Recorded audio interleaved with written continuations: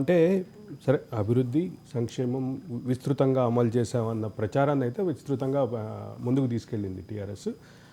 ఆ క్రమంలో ఈ యాటిట్యూడు ప్రజలకి ప్రభుత్వానికి ప్రజలకి టీఆర్ఎస్ పార్టీకి అంటే మారినటువంటి భారత రాష్ట్ర సమితి ఆ భారత రాష్ట్ర సమితికి ప్రజలకి ప్రభుత్వానికి దూరం పెంచిందా అనేది చాలా దూరం పెంచింది. అసలు ప్రజలేంది సార్, వాళ్ళ సొంత మినిస్టర్ అయినటువంటి మహమూద్ అలీ హోమ్ మినిస్టర్ కేసీఆర్ కలవడానికి వెళ్తే నో ఎంట్రీ.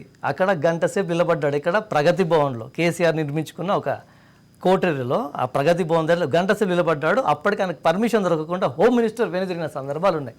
మరి అతనికే అతిగతి లేదు, ఇక ప్రజలకి ఇక్కడ చేరు ఉంది సార్. అలాగే ఈటల రాజేందర్ కూడా అదే రకమైన చాలా మంది ఒక ఎగ్జాంపుల్గా చెప్పినాను నేను. కానీ ఈటల రాజేందర్ గద్దర్ ఒక తెలంగాణకు ఒక వైతాళికుడు గద్దర్ అక్కడ నిలబడ్డాడు. ఒక ఐతకార్ లాంటి వ్యక్తి గద్దర్ లేదా తెలంగాణ ఎక్కడిది సార్? అతన్ని ఒక గంట ఒక 10 నిమిషాలు టైం అయ్యా బాబు అంటే టైం ఇవ్వకుండా రోడ్ మీద నిలబెట్టిన సందర్భం. అంత దుర్మార్గంగా నడిచింది అక్కడ వ్యవస్థ.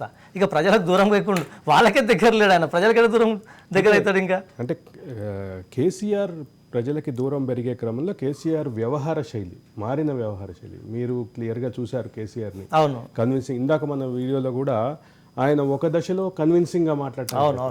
బుల్డోస్ చేసినప్పటికీ ఏం తెలుసా నీకు అంటూనే కొంత కన్విన్సింగ్గా చెప్పడానికి ప్రయత్నించారు. కానీ మిగతా అన్ని సందర్భాల్లో ఆయన వ్యవహార శైలిలో ఆయన ప్రధానంగా టార్గెట్ చేసింది ప్రశ్నించిన వాళ్ళని. అవునవును తప్పకుండా. లేదా ఆయన మీద అసమ్మతిని వ్యక్తం చేస్తున్న వాళ్ళని. వీళ్ళని ఎట్లా చూస్తారు? ఇదంతా ఎట్లా చూస్తారు మీరు? ఇప్పుడు కోదండరామ్ సార్ని మొదటి నుంచి జేఏసీ పెట్టిన తర్వాత తెలంగాణ ఉద్యమము జేఏసీ ద్వారానే పైకి వచ్చింది.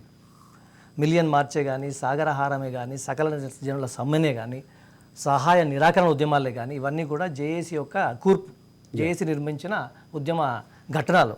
వీటిని పూర్తిగా వ్యతిరేకించిండు కేసీఆర్. అటువంటి ఉద్యమ ఘట్టాలను నిర్మించిన కోదండరాంని ఏ స్థాయిలో కనీసము 2014లో తెలంగాణ ఆవిర్భావ దినోత్సవం అప్పుడు ఈ పార్టీ ఎప్పుడైతే స్వీరింగ్ సెరమనీ ఉందో ఆ రోజు కోదండరాంకి ఇన్విటేషన్ లేదు.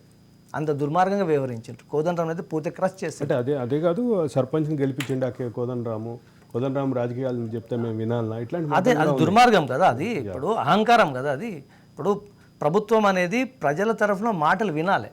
ప్రజాస్వామ్యం అంటే ప్రజలు కోరుకునేది నువ్వు అర్థం చేసుకోవాలి, వినాలి. మేధావులు చెప్తే వినాలి. నేనే మేధావిని, నాకు చెప్పేంత తోడుగా నువ్వు అని ఒక అహంకారం ఉంటే అది ప్రజలు అర్థం చేసుకుంటారు. తప్పకుండా అర్థం చేసుకున్న ఆ తీర్పు కూడా ఇచ్చిండ్రు. ఇప్పుడు వాళ్ళు కనుక ఇదే తప్పుదోడులో పోతే రేపు కూడా ఇదే తీర్పు, వచ్చే పార్లమెంట్ ఎన్నికల్లో కూడా ఇదే తీర్పు ప్రజలు ఇవ్వబోతున్నారు. ఇది మాత్రం ష్యూర్. అంటే ప్రజా ఉద్యమం నుంచి వచ్చినటువంటి పార్టీ, ప్రజా ఉద్యమం నుంచి వచ్చినటువంటి అంటే రాజకీయ నాయకుడిగా వచ్చి ప్రజా ఉద్యమాన్ని లీడ్ చేసినటువంటి కేసీఆర్ ఈ రకమైనటువంటి మార్పుకి కారణం మీకేం కనిపిస్తుంది? ఆయన వ్యవహార శైలిలో ఈ మార్పుకి కారణం మీకేం కనిపిస్తుంది? మార్పుకు కారణం నా ఉద్దేశం ఇక్కడ అడిగే ఉద్దేశం చాలా క్లియర్. కేసీఆర్ మొదటి నుంచి ఇటువంటి వాడేనా, లేదా మొదటి నుంచి ఇటువంటి వాడే మాస్క్ వేసుకున్నాడా, లేదా అధికారం వచ్చిన తర్వాత మార్పు జరిగిందా? ఈ మూడింటి మధ్య అన్నటువంటి క్లారిటీ ఇవ్వండి సార్. ఆరిజిన్ ఏదైతుందో దాన్ని నువ్వు ఎంత నకాబ్ తొడుక్కున్నా అంటే ఎన్ని మాస్కులు వేసుకున్నా కూడా అప్పటి వరకే ఉంటుంది, కానీ ఎల్లకాలం ఉండదు అది. ఇప్పుడు అహంకార ధోరణి. ఇప్పుడు ఒక మాట చెప్తారు మా తెలంగాణలో, ఏం చెప్తుంటారంటే వ్యక్తికి డబ్బులు ఇచ్చి చూడు ఆయన వ్యక్తిత్వం బయటపడుతుంది, లేదా అమ్మాయిని పిల్లనిచ్చి చూడు ఆయన వ్యక్తిత్వం బయటపడుతుంది, లేదా అధికారాన్ని ఇచ్చి చూడు ఆయన సంగతితో బయటపడుతుంది. అదేవిధంగా కేసీఆర్కి అధికారాన్ని ఇస్తే అతని సంగతి ఏందో బయట పెట్టుకున్నాడు. అప్పటికి ఒక 5 సంవత్సరాలు కాదు 10 సంవత్సరాలు తెలంగాణ ప్రజలు ఉపేక్షించిండ్రు, కానీ ఇంకా ఉపేక్షించే పరిస్థితుల్లో మాత్రం లేరు. తెలంగాణ ఎప్పుడు కూడా అధికార అహంకారాన్ని ఒప్పుకోదండి, ఎప్పుడు ఒప్పుకోదు.